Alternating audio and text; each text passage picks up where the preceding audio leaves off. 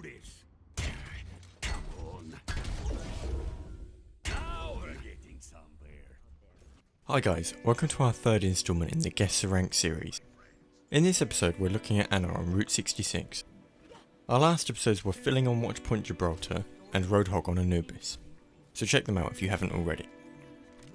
We're looking at a pretty normal team comp here for defence. You don't often see Pharah defending, but she can be quite good at distancing herself from dive comps, because if they run Winston and Genji for example, they'll struggle to focus her.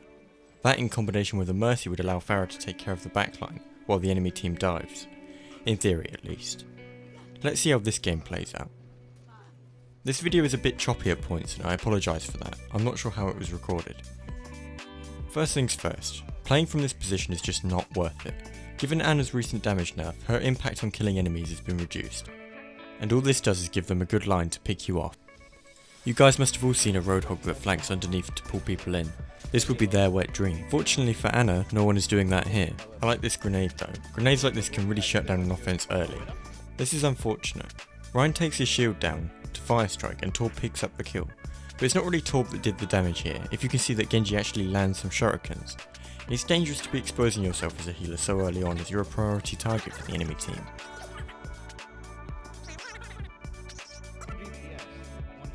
This was a bit of a strange angle to take when coming back to the point. Resetting on the gas station will give you a better view all around and make you harder to kill.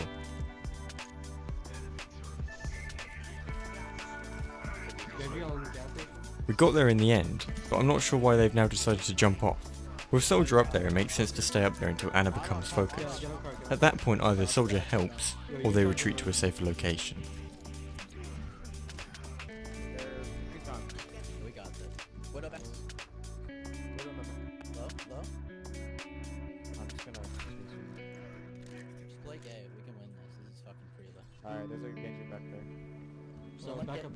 Pharah overextends here and makes me wonder what kind of rank this is, especially considering the enemy team are running a Torbjorn. To be honest though, I've seen both of these things in Grandmaster games. This situation is another situation that may have worked out in the end, but it's not Ana's priority to be damaging shields when Soldier is at risk. Soldier may have managed to defend himself, but it easily could have gone differently. Healing over utility, utility over damage. That's the order Ana should play and it's the order she's most effective. Situationally relevant of course.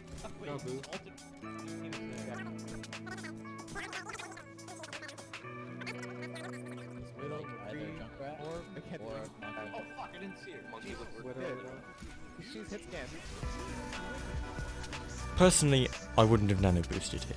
It was quite late into Soldier's ult and there wasn't really a push to be shutting down anymore. It's a tough decision though, because you'll often be flamed as Ana for not using your ult.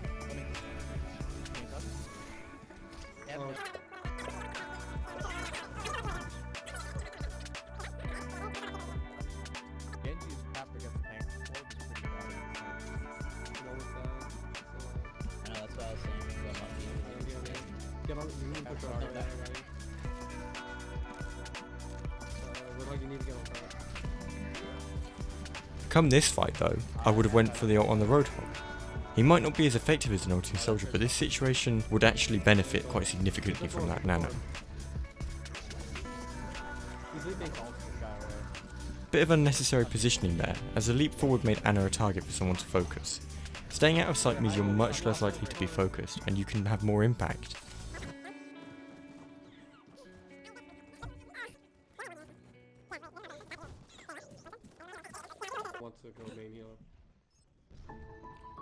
The safest place to play here as Ana would be the catwalk along the back wall, with Soldier. He's there for defense, and then he's easy to target for nano boost when the time comes. Otherwise you're very susceptible to flankers. Or Torbjorn, I guess. Behind, forward behind, up top. I'm trying to set up a turret. He's up top.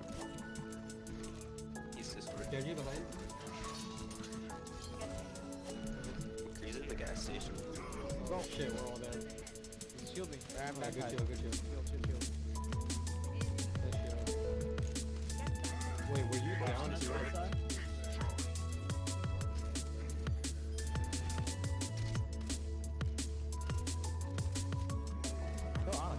Genji.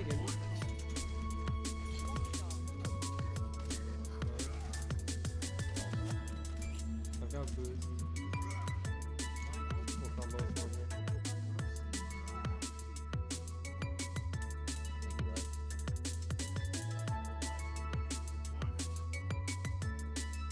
This is a well-timed counter roll that has much more purpose than just killing enemy players. It will force the Genji deflect, wasting plenty of his ult, and cause the enemy team to play passively so that they can't capitalise on the Genji kills. This doesn't really need to be used with a Zen ult, but I see why it was.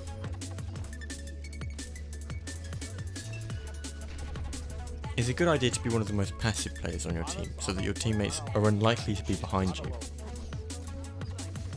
Genji in the back. He's this good. In this case, Soldier was, and Ana couldn't have been quick enough to save him. I'm dead. Nice. But this guy is so out of position. Coming back. Don't push up too far, guys. Sorry, you're a little too far. I can't hear you. Alright, come back, Zara. Come back, Zara. I'm not backing you up. Keep going. Everyone's on the line. We'll stop them here and now. I'm almost up boost again. Here. I've got boost. 48 on my ult. Genji, that's good. Wait, I'll probably I'm open this. He's going on top of the gas station. It's a shame that the sleep dart didn't land, but I find it very strange that the Torbjorn gave up on killing Ana there. It would have been an easy kill.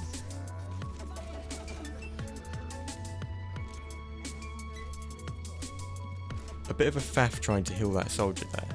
What's your ult at, Soldier? That could have been fixed by just scoping in the first place, especially with the missed grenade. A good soldier ult combo there, and it's a smart idea to get rid of that turret because soldier was going to be preoccupied aiming at people.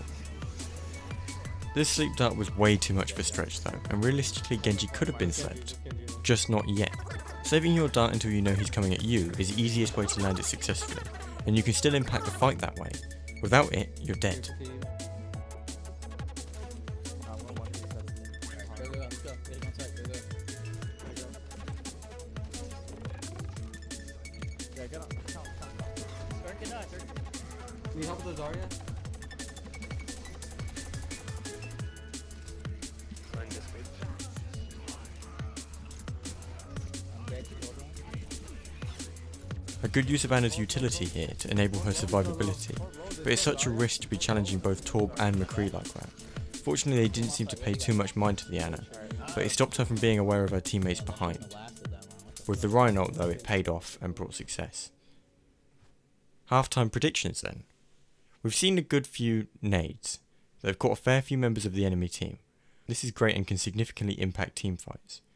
We've seen some good nano visors, aside from the first one, but as I said I can understand why it happened. Mechanics. We've seen some good general use of Ana's mechanics, with some attempted sleep darts in critical situations and grenades to both preserve life and end it. What needs to be improved though? Well, for one, positioning. I feel like I say positioning a lot, but the specifics seem to vary from person to person. This player gets a bit carried away with trying to find good angles without considering how this might put them at greater risk, and that will have a more significant impact than the damage they were likely to do in the first place. Priority? I'm all for making use of Ana's skill set, but she is a healer and her teammates are equipped to do the killing. Making sure healing comes first will ensure less situations where Ana needs to be the one doing the damage. Sleep darts. Landing a successful sleep dart really measures based on how good your reflexes are. If you know you don't have the best reflexes, look for the perfect opportunity. Take that Genji ult for example. Trying to land a split second dart on him behind a payload is so much harder than landing a dart on him as he comes towards you, and is much easier to succeed with. Finding those opportunities allows you to have a significant impact, and although it isn't as good as those mega reflex darts, it's a whole lot better than landing none at all. My prediction so far is platinum. Let's see about the second I'm half. just like, outside of just diving, I'm pretty mediocre at it. Running a dive comp is the easiest way to take control of the gas station. You can push them off straight away and use the momentum to keep on pushing. I'm gonna peek. You have a Roadhog? No Ryan. No Ryan. They aren't running a Reinhardt, so that should be pretty easy. Mayo card. May has something to say about that though, and is stalling the payload, and that makes it so much harder to coordinate a push and keep zoning Ana from the team. Coming to you guys, any heal? This is a good defensive play, and there isn't much Ana could do here without exposing herself too much. Just back out.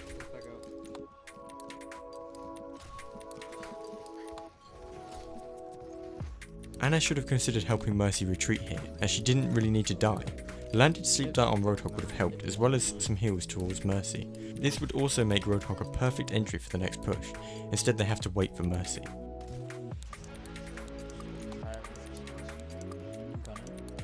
A good grenade, as landing one to heal your teammates and deny healing to the enemy team in the same grenade is a perfect scenario, especially a hero with self-heal like Roadhog. Okay now, sleep dart May. Go on, she's right in front of you. Well, okay then. It's really important to remember your utility is there and is likely to assist in more situations than just shooting a rifle. It takes some practice, but making the sleep dart a go-to in many situations can be very rewarding. Cleaning up May means stopping the one thing ruining the push. Although if she gets back in time, her ult might just turn things around. Monkey, just go fuck it.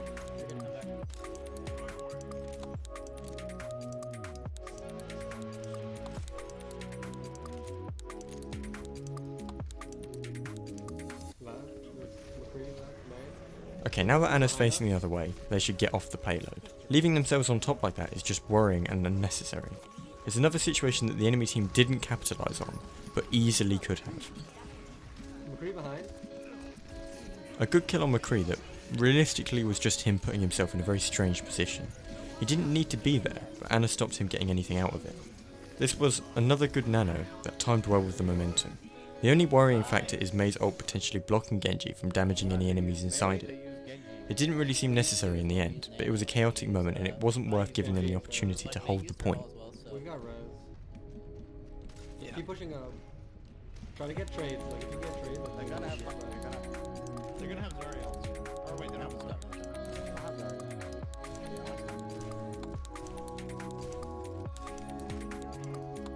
This was a very important grenade to land here, and catching the out of position Roadhog without his ability to heal can really step up the final push. This, followed by a good sleep, should end in his death, but it hasn't. A good nade and healing here to help sustain Zarya with Roadhog finally dying. It's looking good now.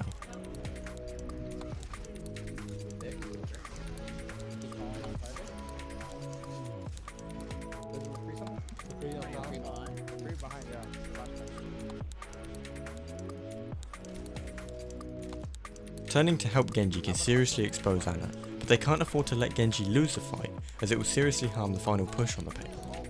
Fortunately there, Anna is the one to try and contest, and that doesn't really work out too well for the enemy team at all. Gonna die down. Kill Anna, kill Anna.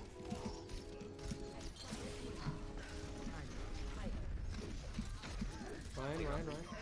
Genji. That closes out for a relatively fast game actually. Nice. So that's that. Has anything changed from the midway point? Good game, guys. Good game. It was nice to see more landed sleep darts. They might not have been the most impactful sleep darts on Earth, but it's far better than none at all. It was also nice to see the good grenades kept up, and that's really something that separates good Annas from bad, and isn't something people notice all that often. Positioning was better on offense as well, but then that's much more easily achieved when you have a payload to play around. I think the first half was far more telling than the second, so I'm going to stick with my prediction. It was weird seeing the Torb pick on attack, and that Pharah really overextended. As I said, Anna does have a grasp of her mechanical skill, and there is some game sense there, but there are a lot of situations where it seems like they tunnel vision, and that definitely needs to stop. So let's get a drum roll. Diamond, eh? It's not that unreasonable. One game isn't the best sample sometimes, especially a short one, but there's definitely a few things to work on. What did you guys think? Let me know in the comments, and thanks for watching.